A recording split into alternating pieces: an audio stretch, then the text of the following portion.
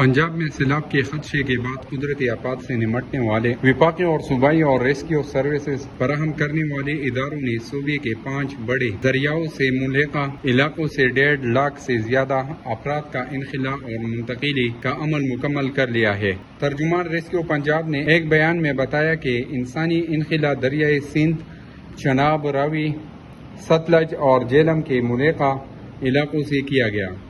NDMA کے ایک بیان میں بتایا گیا ہے کہ ابھی تک قصور سے 14,140، اوکاڑا سے 2,063، بہاول نگر سے 79,868، بہاول پور سے 361 افراد کو ابھی تک حساس علاقوں سے منتقل کیا جا چکا ہے۔ اسی طرح وہاڑی سے 165 اور پاک پتن سے 873 افراد کو محفوظ مقام پر منتقل کیا گیا ہے۔